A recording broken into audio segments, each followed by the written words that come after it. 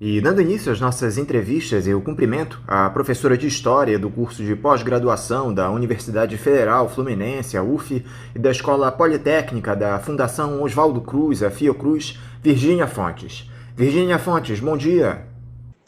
Bom dia, Anderson. Bom dia, amigos e amigas do programa Faixa Livre. Bom dia, Celeste. Bom dia a toda a equipe que permite que esse programa vá ao ar. Virgínia, muito obrigado por novamente dialogar conosco aqui no Faixa Livre. Virgínia, a gestão trágica de Jair Bolsonaro vem se colocando como um dos principais entraves para a retomada do crescimento do nosso país, privilegiando os ganhos do grande capital, como era de se esperar, mas agora com um componente perigoso, que é essa conquista de popularidade por parte do presidente da República, proporcionada pelos efeitos do auxílio emergencial nos estratos mais pobres da nossa população. É muito evidente que esse feito é temporário, Virgínia. Mas a grande questão é que o ex-capitão do Exército já prepara novos programas sociais para manter seu nível de aprovação no alto, visando as eleições de 2022. São o caso desse Renda Brasil, que será enviado ao Congresso ainda essa semana para substituir o Bolsa Família, e o Casa Verde Amarela, já lançado na última semana no lugar do Minha Casa Minha Vida. Ambos programas com vantagens em relação aos seus antecessores. Você vê risco de que o bolsonarismo se prolongue no nosso país além desse mandato, Virgínia? Bom, Anderson, essa é uma situação realmente trágica e respondo logo ao cerne da tua questão e depois faço alguns comentários. Vejo sim riscos de que o bolsonarismo se prolongue além desse mandato, e essa é a intenção explícita do Bolsonaro, quer seja pelas eleições, quer seja através de golpes. E mesmo do ponto de vista do golpe, que ele e a família falam repetidamente na necessidade e importância de golpe, mesmo na questão do golpe, há ainda dois tipos de golpe que são ameaçados: um golpe do Bolsonaro sobre o conjunto das instituições ou um golpe das Forças Armadas com ou junto com o Bolsonaro ou liderando o Bolsonaro também contra o conjunto das instituições.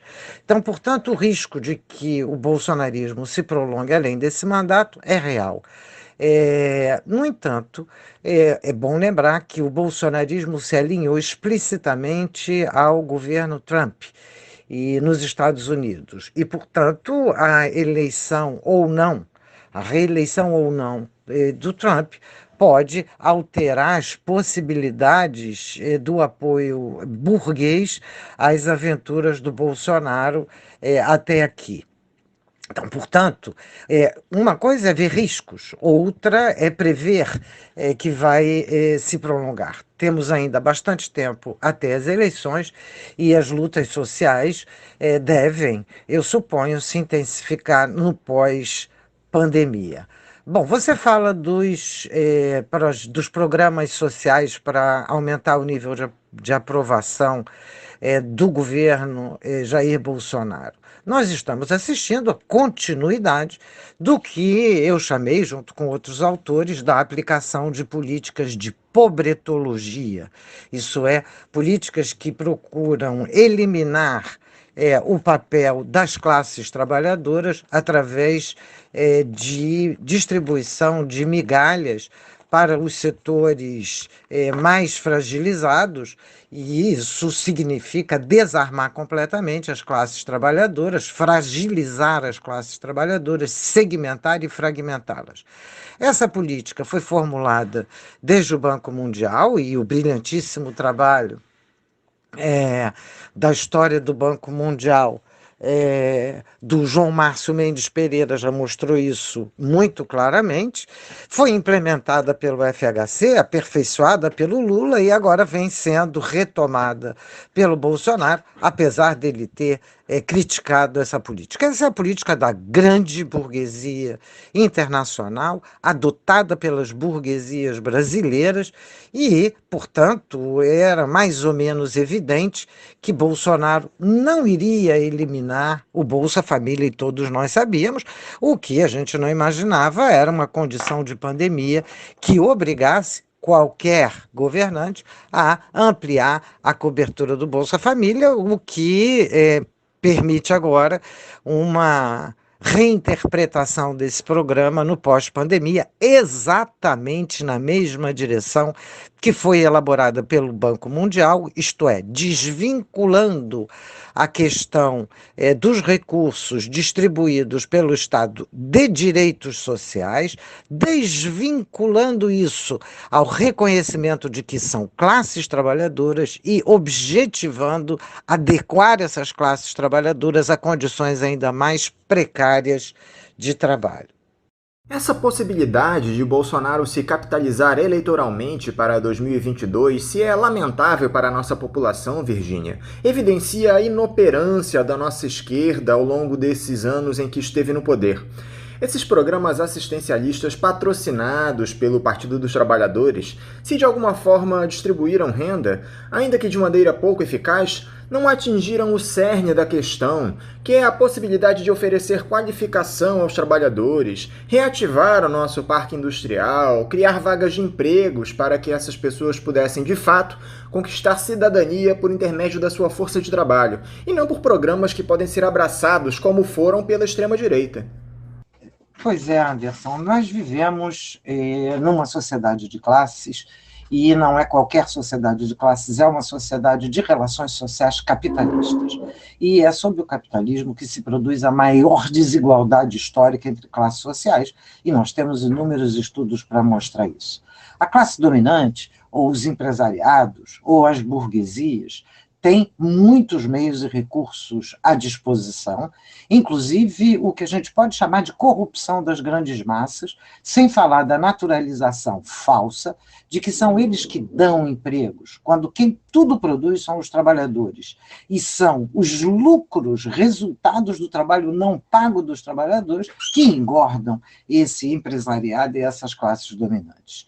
O problema maior da esquerda petista no poder, desse ponto de vista, foi ter se convertido numa esquerda para o capital, conforme o belíssimo livro de Aurelino Coelho, agindo como se fosse o braço esquerdo desse capital, como maneira não de assegurar a autonomia e o enfrentamento das classes trabalhadoras e a garantia de que elas pudessem controlar o que elas próprias produzem, mas para atenuar as lutas sociais e garantir enormes lucros para as classes dominantes, tanto a partir da exploração direta dos trabalhadores, e cresceu o processo de terceirização e precarização das relações de trabalho desde a Constituinte, quanto destinando vultosos recursos públicos para os megaproprietários. É evidente que esse conjunto de políticas retira força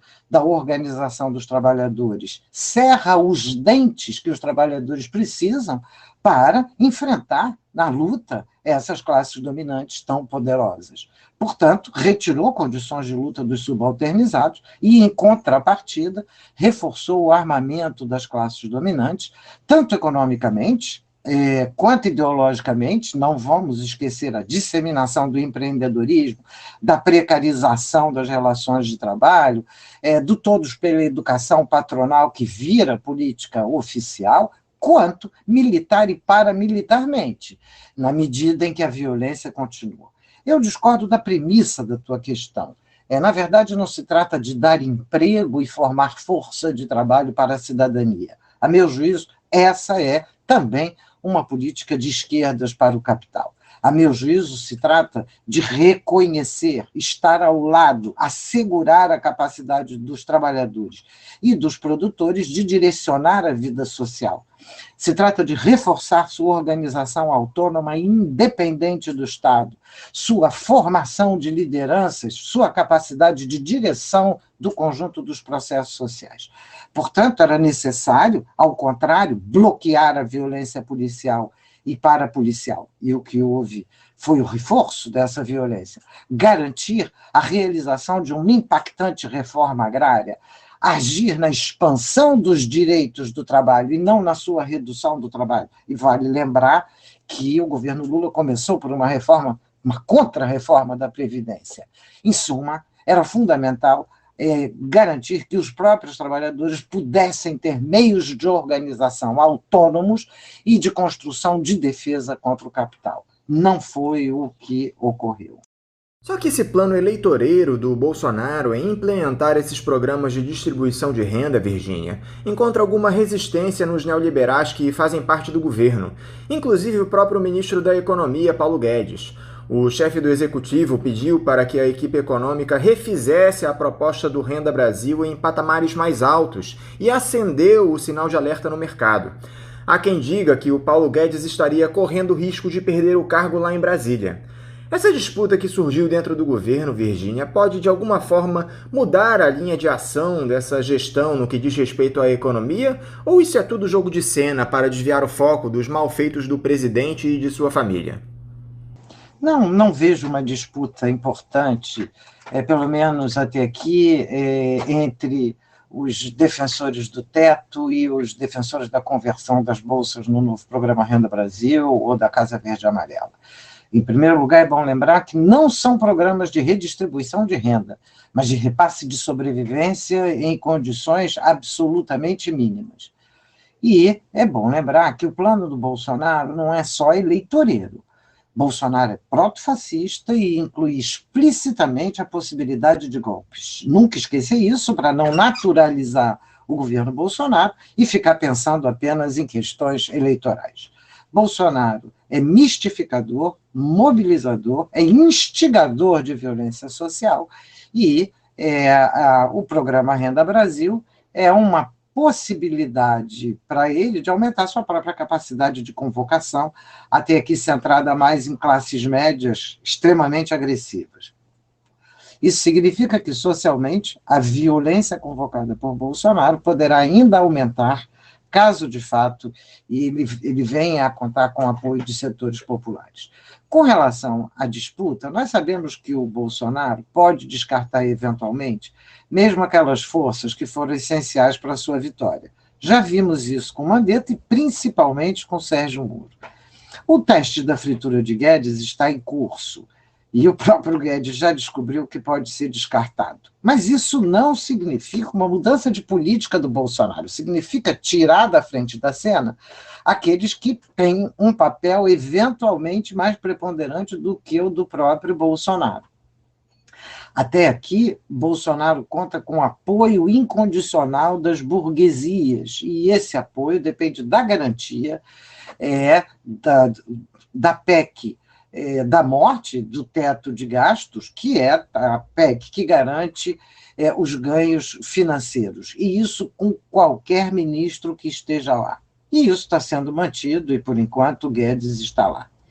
É bom lembrar, entretanto, que as burguesias endossaram um presidente fascista, e isso implica os riscos que o fascismo envolve, inclusive de aventuras militares. Nesse caso, isso pode envolver alterações orçamentárias brutais que nós nem imaginamos. O custo, até aqui, do patamar, digamos, de tranquilidade para a lucratividade burguesa, vem sendo dado, vem sendo pago pelo esmagamento dos trabalhadores. E isso resulta em enorme instabilidade e intranquilidade para o conjunto da população brasileira. Por outro lado, Virgínia, nessa proposta de orçamento para 2021 enviada ao Congresso na última segunda-feira, o governo propôs o novo valor do salário mínimo corrigido apenas pela inflação, sem reajuste real. A previsão, que antes era de R$ 1.079, foi revista para R$ 1.067. Se a gestão Bolsonaro entrega com uma mão através desses programas sociais, retira com a outra, com a revisão do salário mínimo para baixo. Na tua pergunta, Anderson, você já explicita o que está em curso, que é tirar com uma mão e dar com a outra. É bom lembrar que as políticas de austeridade não impedem, e ao contrário, até estimulam que migalhas sejam fornecidas. Este é o programa das grandes burguesias internacionais em curso há décadas, estimulado inclusive pelo Banco Mundial, não esquecer. Aliás, são as tais burguesias globalistas que Bolsonaro e seus olavistas dizem criticar, mas que são elas que vão, com certeza, receber os apoios desse governo. E, evidentemente, a contrapartida é ainda arrasar ainda mais os direitos do conjunto da massa da população e das classes trabalhistas. A meu juízo, a tendência é fazer uma espécie de puxadinho, né, com um furinho no teto que todos vão fingir que não vem, mantendo a PEC da morte e tirando dos trabalhadores para dar aos trabalhadores ainda mais fragilizados. Há um ponto aqui que é importante, de diferença entre as políticas tradicionais burguesas e a política do Bolsonaro, é que Bolsonaro vem fazendo uma atuação profundamente devastadora da própria institucionalidade burguesa, não apenas através de leis e decretos, mas através da alteração da própria legislação por expedientes e contorcionismos, e nós vimos isso agora mais uma vez com a questão da legislação imposta pela pessoa que ocupa o lugar de ministro da Saúde contra o aborto de crianças. E esse tipo de atuação é característica da face protofascista do Bolsonaro e da sua atuação pró-miliciana, que simplesmente desconsidera, inclusive, o conjunto da legislação, desde a legislação constitucional até a infraconstitucional. Agora, nós temos um outro embate na gestão federal, Virgínia, deflagrado após a permissão da Advocacia Geral da União para que os militares recebam acima do teto constitucional do funcionalismo público, que é de R$ 39.200. Esse é um desejo do Ministério da Defesa para que os militares que ocupam cargos no governo sejam beneficiados. Só que a equipe econômica do Palácio do Planalto não gostou nada dessa história e está tentando barrar esses pagamentos. As diferentes frações que compõem o governo Bolsonaro, como era de se esperar, não se entendem. Esse pessoal das Forças Armadas tem mais direitos que os outros servidores, Virgínia? Bom, eu acho que, em primeiro lugar, é bom lembrar que tensões internas num governo, e em especial nesse governo de cunho protofascista, não significam necessariamente a existência de frações, e que a disputa entre Guedes e os recursos por militares não é exatamente de frações ou de projetos políticos, mas é simplesmente uma questão de grana. As Forças Armadas estão atuando em proveito próprio e o Guedes está tentando garantir dinheiro para o setor financeiro. É simples assim e, portanto, não são necessariamente frações, e não me parece que isso envolva uma ruptura de políticas, embora possa, como eu já disse antes, eventualmente significar uma mudança de pessoas para agir na mesma política. As Forças Armadas estão agindo literalmente em proveito próprio e já têm mais direitos do que o resto do funcionalismo público e da população há muitos anos, o que foi alçado a um patamar ainda mais elevado no governo Bolsonaro. A rigor, é vergonhoso o comportamento das Forças Armadas brasileiras nos últimos anos. E esse tipo de atividade se chama compra e venda de benefícios. Envolve o próprio uso da força para assegurar recursos, salários, diferentes do resto dos servidores públicos. Lógico, isso não acontece só nas Forças Armadas, nós vemos também o Judiciário agir como se o Estado fosse o ponto de partida para um enriquecimento singular e, em muitos casos, para um empresariamento do setor público com proveito próprio. É vergonhosa a atuação das Forças Armadas, acobertando e silenciando sobre milícias. Aliás, vale lembrar que as milícias têm exatamente esse tipo de comportamento. Funcionários públicos, policiais, produzem insegurança para vender segurança. Se apresentam como empresários do controle territorial das populações mais pobres, das populações de trabalhadores. E aí, esse próprio paralelo deixa a gente supor que as próprias Forças Armadas já estejam entranhadas com esse tipo de mentalidade protofascista, miliciana, que caracteriza o governo Bolsonaro. É também vergonhosa subordinação a um ex-capitão com esse comportamento que ele tem, e as ameaças frequentes que foram feitas por militares contra as instituições republicanas, além do fato de que eles, de alguma forma, colocam em risco a própria estrutura militar quando se subordinam a coisas como milícias. E vem demonstrando a adesão a teorias conspirativas ridículas, como a guerra cultural, e se dispondo a fazer papéis que são, francamente, desqualificadores, como o atual, como o militar atualmente ocupante do cargo de ministro da Saúde, e a gente está vendo que tudo isso é meramente a troco de dinheiro. Voltando a um tema que nós de alguma forma já abordamos lá no começo da nossa entrevista, Virgínia, uma discussão que se estabeleceu aqui no programa motivada por uma afirmação do professor Daniel Arão Reis e que eu tenho colocado aqui para os nossos comentaristas, se dá em torno do estabelecimento pelas esquerdas de um programa de renda básica universal. Já tivemos algumas divergências a esse respeito. O próprio professor Carlos Weiner foi um dos que discordaram dessa iniciativa. Eu queria saber se você acredita nessa ideia da renda básica universal, que é uma pauta histórica do ex-senador Eduardo Suplicy, para minimizar esse abismo social que há no nosso país. Eu não venho acompanhando a produção do Daniel Arão e do Carlos Weiner e não posso me manifestar a respeito. Sobre o tema, eu recomendo vivamente a leitura de um artigo escrito por Elaine Rossetti Bering e Ivanete Boschetti, publicado agora, no dia 18 de agosto, no portal e no site Esquerda Online, e o artigo se intitula Transferência de Renda, Teto de Gastos e Oportunismo para uma Crítica de Esquerda. É um texto excelente, eu concordo plenamente com as reflexões das autoras. Bom, então, portanto, vamos relembrar algumas coisas que eu já coloquei antes. Transferência de renda é diferente de redistribuição de renda.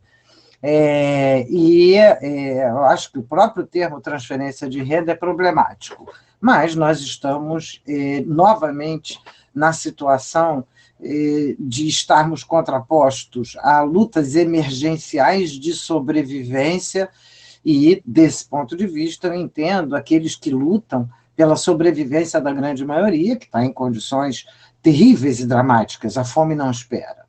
Entretanto, esquerdas consequentes lutam, mesmo em condições de emergência, para que isso seja como direito e não como política discricionária do político A, B ou C, que se apresenta como tutor daquilo que deveria ser um direito.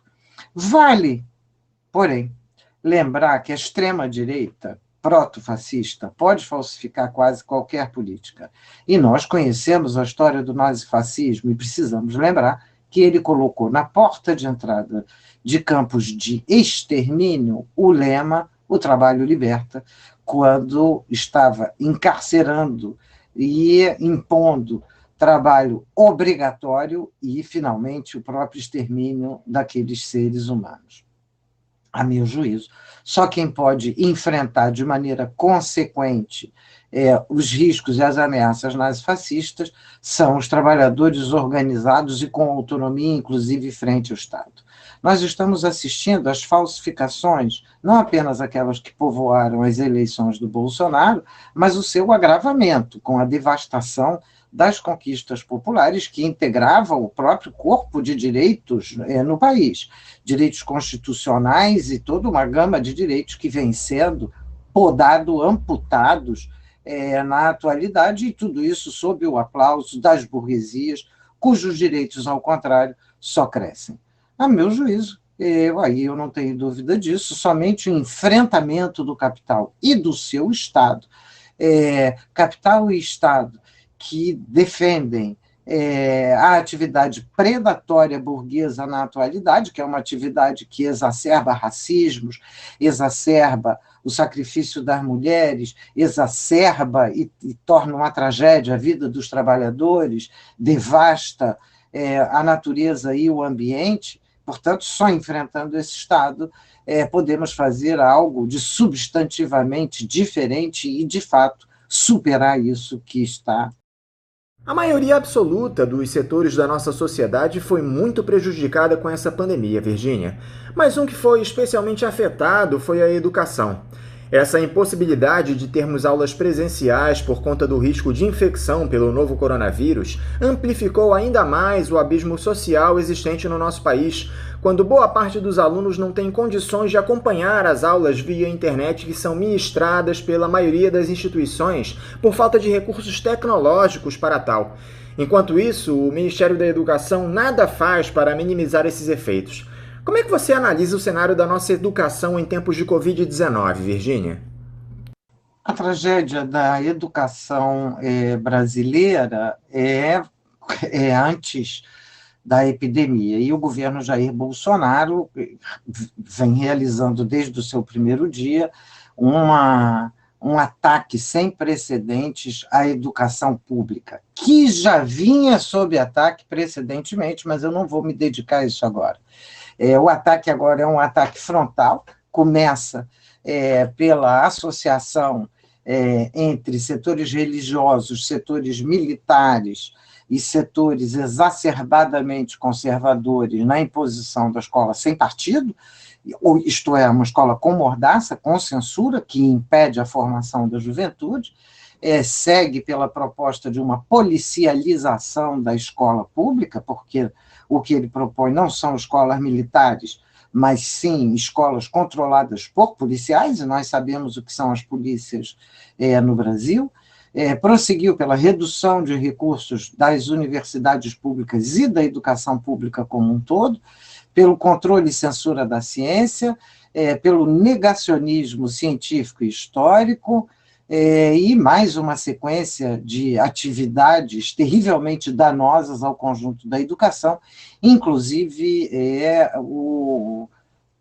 a amputação dos elementos democráticos conquistados nas escolas e universidades através da eleição de seus diretores permanentemente não reconhecidas por esse governo que está aí. Ora, a pandemia só veio a agravar uma situação que já era gravíssima. E eu quero enfatizar alguns aspectos que, para mim, são os mais graves. O primeiro é a aceleração impactante da precarização do trabalho docente, tanto na educação privada quanto na educação pública, com a expropriação do conhecimento docente, o roubo de imagem, ou a compra preço vil das imagens e do trabalho realizado pelos docentes, que agora vem sendo subordinado a formas de controle de novo tipo e que nós ainda estamos mal preparados para enfrentar.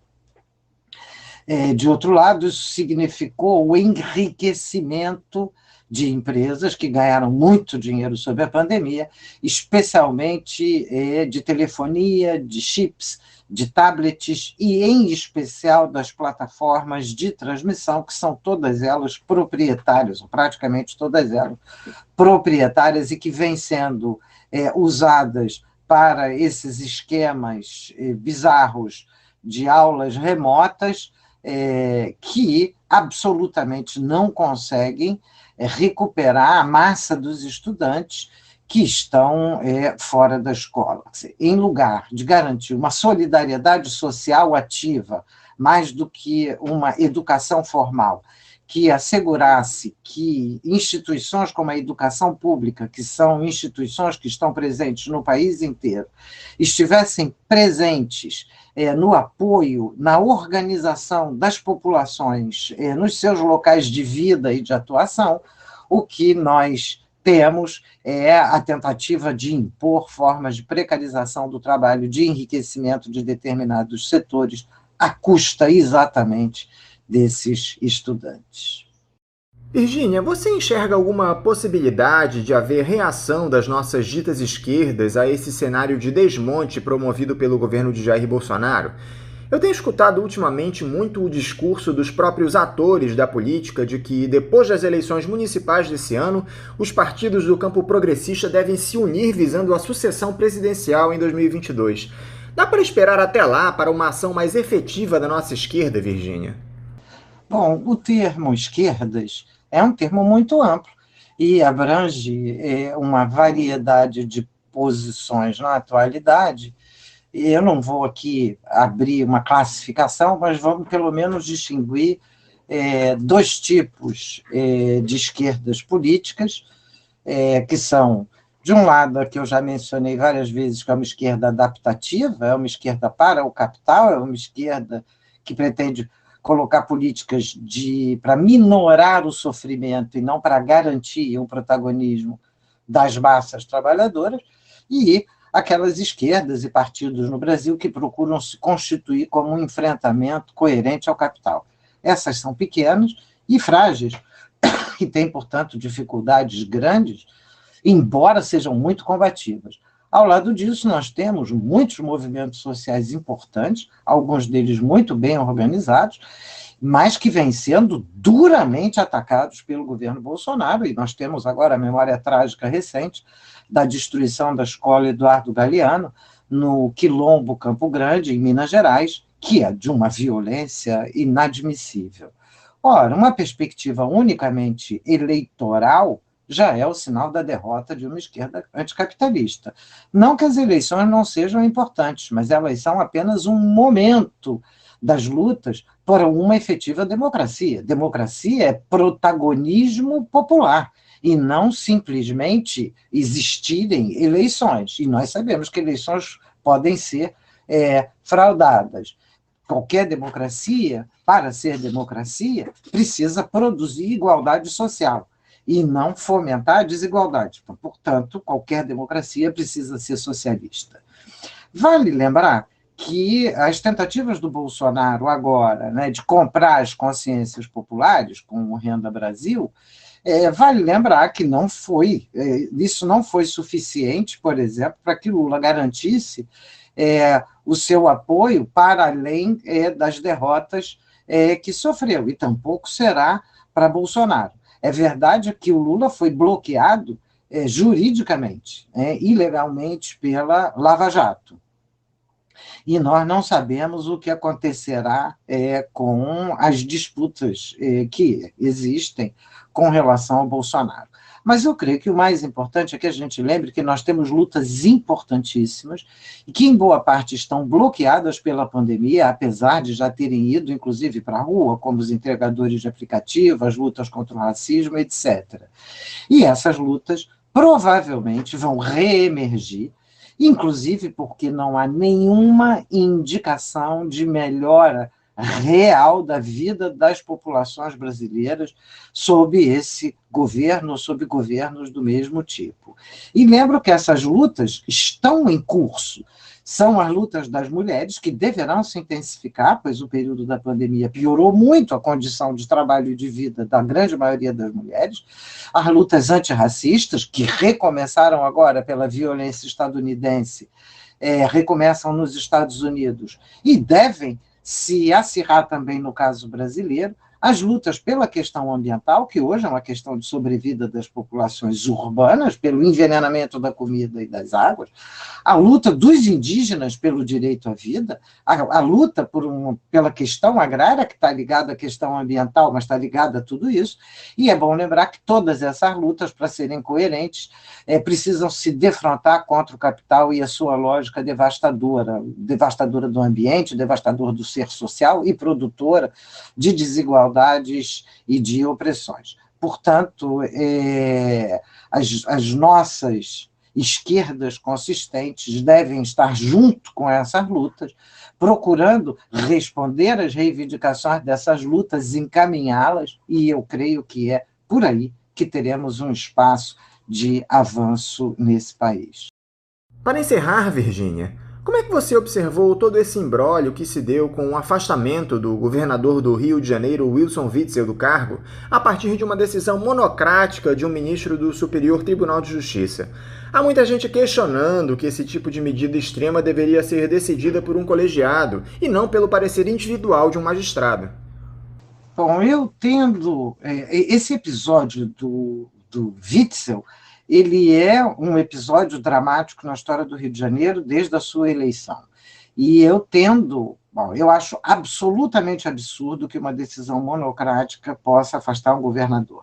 Isso posto, eu acho que essa questão é absolutamente insuficiente para a gente pensar o que vem acontecendo no Rio de Janeiro. Witzel era um total desconhecido, foi eleito a partir da sua adesão incondicional à família bolsonarista, e ele deu provas disso ao fazer as declarações de atirar nas cabecinhas, ao sobrevoar favelas atirando a esmo para baixo, e outras do mesmo jaez, como quebrar a placa da Marielle Franco. Então, nós sabemos que rapidamente, depois das eleições, ele se entusiasmou muito cedo com a ascensão ao cargo e acreditou que era seu mérito, esquecendo que estava numa luta entre agora grupos que são grupos sem nenhum escrúpulo.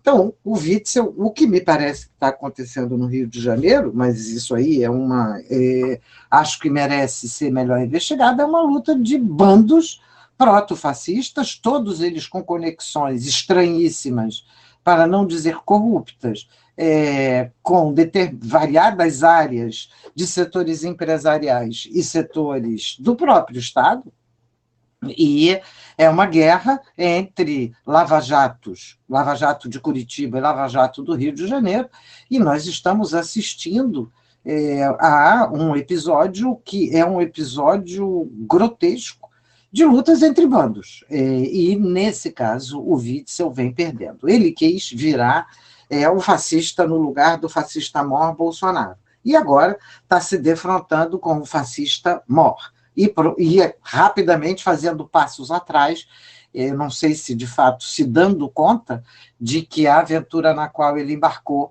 é uma aventura ilegal, é uma aventura proto-fascista e é uma aventura que devasta os direitos. Mas, até aqui, o comportamento dele foi igual aos dos seus oponentes. Então, acho que vale averiguar isso com mais calma, tem mais elementos do que eu posso falar aqui. A medida judicial é mais um ponto absurdo nessa guerra absurda, e o caso do Rio de Janeiro pode perfeitamente se expandir para outras regiões do país, onde os desafetos de Bolsonaro, porventura, tenham ascendido a determinados cargos. Em suma, vivemos um período de tragédia social e precisamos impedir que esse governo proto-fascista venha, de alguma maneira, a se converter num regime fascista. E eu creio que é isso que eu venho dedicando a minha luta e praticamente todas as reflexões, e eu convoco vocês que estão nos ouvindo a integrar essa luta, porque ela é essencial para a nossa sobrevivência, não apenas física, mas íntegra, humana, social e solidária. Virgínia Fontes, muito obrigado por essa nova entrevista para nós aqui no programa. Eu desejo a você um ótimo dia de trabalho e deixo o meu abraço. Obrigada a você, Anderson, obrigada a Celeste e a toda a equipe do programa Faixa Livre e, sobretudo, obrigada a todos que nos ouvem, todos e todas que nos ouvem e que eu tenho certeza fazem parte dessa frente antifascista, dessa frente igualitária e dessa frente popular, que é, de fato, uma frente de esquerda que nós precisamos compor. Obrigada.